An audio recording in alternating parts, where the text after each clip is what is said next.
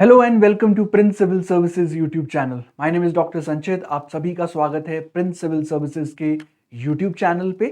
और हम कंटिन्यू करने जा रहे हैं हमारी ongoing series rapid fire revision of history through MCQs, और ये है आपका test number 12। Before I start this video, please subscribe to this channel and like this video, share this video, and you can also post your comments regarding any questions. तो आइए start करते हैं test number 12। I hope आपने test number 1 से test number 11 तक solve किए हैं और ये है test number 12। The first question is related with Sangam literature and Vedic literature. With reference to Sangam and Vedic text, consider the following statements. तो यहां पे क्वेश्चन है लिटरेचर के साथ और बहुत इंपॉर्टेंट है लिटरेचर। आपको मैंने पहले ही बताया है दैट आपको ऑथर्स के बारे में पूछा जाता है, आपको पूछा जाता है कि उस बुक्स में आपका क्या इंफॉर्मेशन मिलती है। तो आपके स्टेटमेंट्स हैं both Vedic and Sangam text are religious in nature। दोनों वैदिक और संगम रिलीजियस हैं, रिलीजन की बात करते हैं। सेकेंड स्टेटमेंट, अनलाइक वैदिक text, Sangam text do not provide any information on the political and economic life of the people. वैदिक टेक्स्ट आपका पॉलिटिकल और इकोनॉमिक लाइफ के बारे में बताते हैं और संगम टेक्स्ट आपका नहीं बताते हैं। So these are your options. आपसे पूछा गया है कौन सा अबव स्टेटमेंट में से करेक्ट है। तो what you can do is you can pause the video and solve the question and look for answer and explanation afterwards. तो आइए देखते हैं इसका सही जवाब क्या है। The right answer is D, that is neither one nor two. दोनों स्टेटमेंट गलत हैं। यहां पे दोनों स्टेटमेंट जो आपको दिए गए हैं गलत हैं। क्यों गलत हैं? Statement number 1 is not correct क्योंकि जो आपका वैदिक टेक्स्ट है वो बेसिकली रिलीजियस टेक्स्ट में काउंट किया जाता है, रिलीजियस लिटरेचर में काउंट किया जाता है। और जो संगम टेक्स्ट है वो सेकुलर है, वहां पे रिलीजन की बात नहीं की जाती। तो ये डिफरेंस सबसे इंपॉर्टेंट है। वैदिक literature religious and Sangam text, Sangam literature आपका सेकुलर है। Statement number 2 is not correct. क्यों? जो संगम टेक्स्ट है वो आपका बहुत ज्यादा इंफॉर्मेशन प्रोवाइड करता है about the cities, about the Kings, उनका कंडक्ट, कोड ऑफ कंडक्ट उनके द्वारा क्या था, सोशल ग्रुप्स, वहां की पॉलिटी क्या था एंड सो ऑन। तो यहां पे स्टेटमेंट में क्या था कि संगम टेक्स्ट आपको नहीं इंफॉर्मेशन देता, बट इट इज रॉन्ग क्योंकि संगम टेक्स्ट है, जो संगम लिटरेचर है वो संगम एज की पॉलिटी, इकोनॉमी के बारे में आपको इंफॉर्मेशन प्रोवाइड करता है। So that is the first question regarding Sangam literature. Now, the next is consider the following pairs: the Buddhist Council, the King, the Buddhist Council and the King। एक तरफ Buddhist council दिया गया है, हमें पता है बुद्धिज्म में there are 4 Buddhist councils, और दूसरी तरफ आपको किंग दिया गया है कि किस किंग के अंडर या पेट्रोनेज में उसको सपोर्ट मिला था। तो first Buddhist council Ashok, second Buddhist council काल Ashok, third Buddhist council Kanishka. तो यहां से आपसे पूछा गया है which of the given statements are correct, कौन सा सही है। तो यहां पे it's very important question. Buddhism and Jainism से प्रोबेबल क्वेश्चन रहता है हर बार, तो आपको अच्छे से पढ़ना है। और ये फैक्चुअल इंफॉर्मेशन है। Buddhist council, Jain council, Buddhist council 4 हुई हैं, जैन काउंसिल 2 हुई हैं। तो आइए देखते हैं इसका सही जवाब क्या है। The right answer is C. सिर्फ और सिर्फ आपका जो सेकेंड ऑप्शन है वो करेक्टली मैच है। First Buddhist council, third Buddhist council आपका रॉन्गली मैच्ड है। क्यों?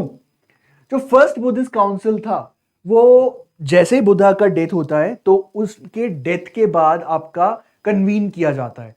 और यहां पे हु वॉज द पेट्रोनेज और सपोर्टर? अजात शत्रु। वेरी इंपॉर्टेंट, अजात शत्रु के सपोर्ट से ये काउंसिल हुई थी। नाउ इसका प्रेसिडेंट कौन था? महाकश्यप। और ये हुई कहां? आपका राजगृह। मैं आपको तीनों चीजें इसलिए बता रहा हूं क्योंकि जब भी आप काउंसिल के बारे में पढ़ें तो you need to remember that, do remember the year ये काउंसिल कब हुआ। Second thing is remember the place, कहां पे हुआ, कब हुआ। थर्ड द किंग, यानी कि किस किंग के पेट्रोनेज में आपका ये हुआ था। And the fourth one is who was the president. And the last आता है आउटकम, जो काउंसिल हुआ उसमें जो डिस्कशन हुआ उससे आपका क्या आउटकम निकल के आया।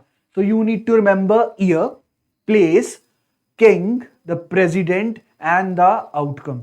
जब भी आप काउंसिल पढ़ें you need to remember, learn these things for sure. Second Buddhist council Vaishali और किसके अंडर, काल अशोक।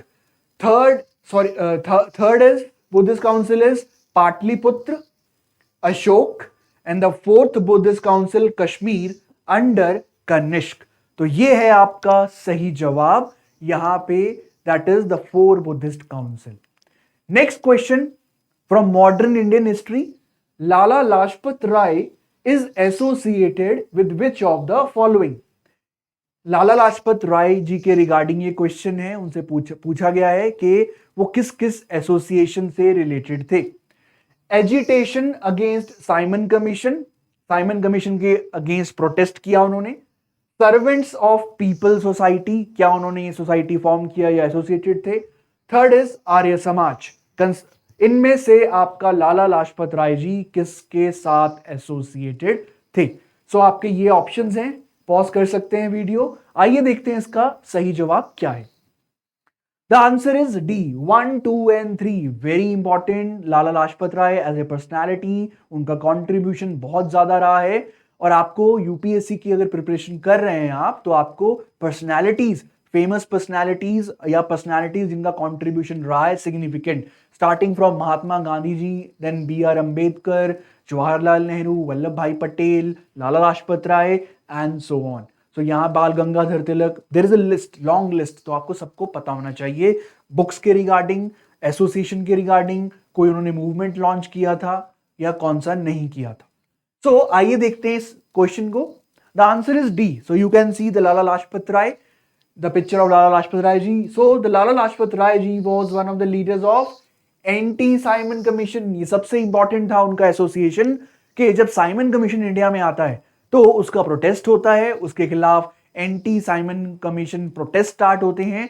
तो आपका लाला लाजपत राय का सबसे इंपॉर्टेंट कंट्रीब्यूशन था। और अनफॉर्चुनेटली आपके प्रोटेस्ट के दौरान उनका डेथ हुआ, दैट इज ऑन नवंबर 17, 1928। अक्टूबर 1928 में वो आपके प्रोटेस्ट में उनके ऊपर लाठीचार्ज हो जाता है और तभी उनकी डेथ होती है नवंबर 17, 1928 में।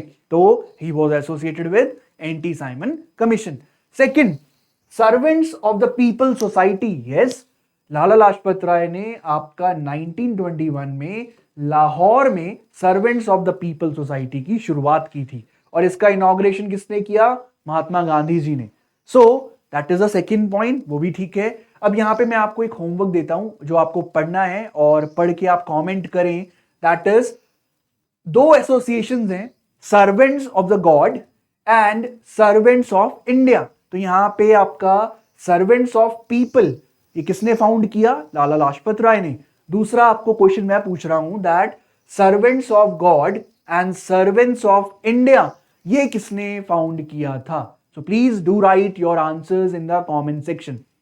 Next statement is, yes, Lala Lajpat Rai was the devotee of Arya Samaj और he was the editor of Arya gazette. और साथ ही साथ एक और एडिशनल इंफॉर्मेशन आपको दे देता हूं, पीएनबी, पंजाब नेशनल बैंक, उससे भी एसोसिएटेड थे आपके Lala Lajpat Rai. So anti Simon commission, servants of people society, Arya Samaj and PNB. So you need to remember such things regarding the great personalities of modern India and freedom struggle. So that was the question. Next question. In which of the following Gandhian movement an internal intelligence wing was set up? Generally क्या होता था, अंग्रेज सरकार आपका CID या intelligence की gather करने के लिए आपके एसोसिएशन या सीक्रेट एजेंट्स को अपॉइंट करती थी। बट यहां पे क्वेश्चन ये पूछा जा रहा है कि किस गांधीयन मूवमेंट में, हमारी तरफ से आपका किस मूवमेंट के अंदर एक इंटरनल इंटेलिजेंस विंग की शुरुआत हुई थी? किस लिए हुई थी? To secure intelligence about government, government के बारे में इंफॉर्मेशन मिल सके, और साथ ही साथ to shadow on errant members, वो मेंबर जो आपका ब्रिटिशर का साथ देंगे या दूसरे ऑपोजिशन एक्टिविटीज में इन्वॉल्व होंगे, तो उन पे नजर रखने के लिए किस मूवमेंट के अंदर इंटरनल इंटेलिजेंस विंग की शुरुआत हुई थी? आपके ऑप्शंस हैं Bardoli Satyagraha, Kheda Satyagraha, Eka movement and Champaran Satyagraha. Very important question, कम पता होता है बट यहां पे आपको ये चीज पता करनी है, और यहां पे आंसर है इसका ए, दैट इज बारदौली सत्याग्रह। तो बारदौली सत्याग्रह में आपका इंटेलिजेंस विंग की शुरुआत होती है, जैसे क्वेश्चन कह ही रहा है कि आपका गवर्नमेंट के फ्यूचर मूव्स कि वो क्या करने वाले हैं, और दूसरा ये भी पता करने के लिए कि कौन सा पीजेंट आपका टैक्स पे करने को रेडी है। देखिए बारदौली सत्याग्रह जो हुआ, बारदौली गुजरात में आपका एक जगह है, वहां पे हुआ क्या, फ्लड आ गया, फेमीन्स हो गए, तो क्रॉप डिस्ट्रॉय हो गया, लेकिन सरकार ने फिर भी आपका टैक्स जो उनको लेना था, रेवेन्यू जो कलेक्ट करना था, उसका जो परसेंटेज था वो इंक्रीज कर दिया। तो यहां पे एक तो मुश्किल बढ़ गई और दूसरी तरफ आपने टैक्स और इंक्रीज कर दिया, तो इसीलिए आपका एजुटेशन स्टार्ट किया गया। और ये मूवमेंट आपका किसने लीड किया था? सरदार वल्लभ भाई पटेल। और मैं आपको ये बात भी बता दूं कि इसी मूवमेंट में आपका वल्लभ भाई पटेल को जब वुमेन वहां के पार्टिसिपेशन करती हैं तो वो सरदार का टाइटल देती हैं। वेरी इंपॉर्टेंट पॉइंट कि सरदार वल्लभ भाई पटेल को सरदार का जो टाइटल था वो कौन सी मूवमेंट में मिला? दैट वाज बारदौली सत्याग्रह। अब सरदार वल्लभ भाई पटेल जब वहां पहुंचे तो उन्होंने क्या किया, उस तालुक, उस ब्लॉक को आपका 13 वर्कर कैंप या छावनी में डिवाइड कर दिया, हर किसी का एक लीडर बना दिया और बोला कि आप मूवमेंट को लीड करें, that but I will be the leader, but आपको अपने लीडर्स भी बनाने पड़ेंगे। So that was Bardoli Satyagraha, very important, और उसमें आपका इंटेलिजेंस विंग की शुरुआत हुई थी। Last question, consider the following statements regarding the police reforms during the British rule in India। Police जो आज आप देखते हैं कहीं ना कहीं वो ब्रिटिशर्स टाइम से ही ऐसी है, उसका ऑर्गेनाइजेशन ऐसा ही है, तो ब्रिटिशर ने भी कुछ रिफॉर्म्स लगाए थे। अब क्वेश्चन पूछ रहा है कि regarding the police reforms only.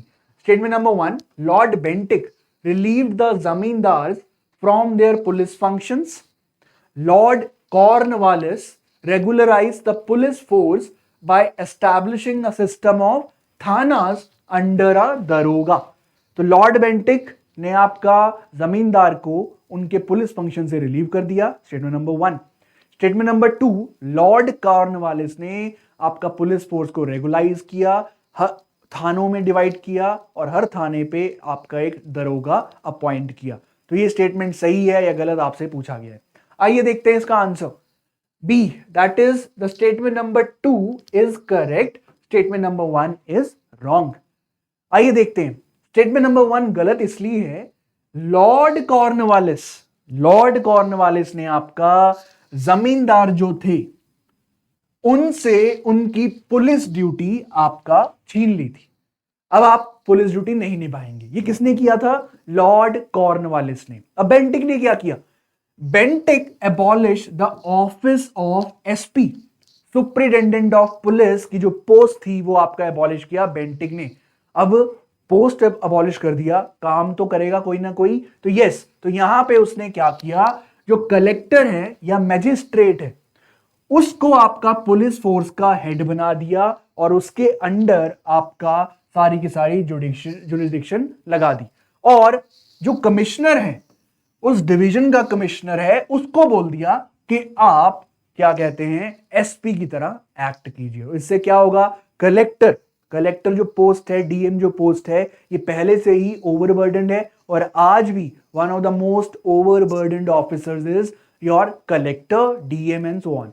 तो यहां पे उस पर और ड्यूटी लगा दिया कि आप पुलिस फोर्स भी देख लीजिए। Statement number 2 is correct. Lord Cornwallis ने आपका रेगुलर पुलिस फोर्स को ऑर्गेनाइज किया लॉ एंड ऑर्डर मेंटेन करने के लिए, और उसने आपका थानास, एक सर्कल ऑफिस बनाया जिसे थाना बोला जाता है, और उसको आपका दरोगा के अंडर लगाया गया जो कि एक इंडियन होगा, और सुपरिटेंडेंट ऑफ पुलिस आपका हेड ऑफ द डिस्ट्रिक्ट पे बनाया गया। तो ये थे पुलिस रिफॉर्म्स। और मैं आपको ये बात बता दूं दैट मेंस के लिए भी पुलिस रिफॉर्म्स बहुत इंपॉर्टेंट है। आपके बहुत सारे लैंडमार्क कमेटीज बने हैं, आपके बहुत सारे लैंडमार्क केसेस आए हैं। आप सबने नाम सुना होगा प्रकाश सिंह, ठीक है, तो आपको वो भी पढ़ना है पुलिस रिफॉर्म्स के रिगार्डिंग, या आपको मेंस में भी पूछा जा सकता है। So that was the test number 12. Please subscribe to our channel, Prince Civil Services YouTube channel, and thanks for watching. Keep watching other videos as well. Like this video and share this video. Thank you.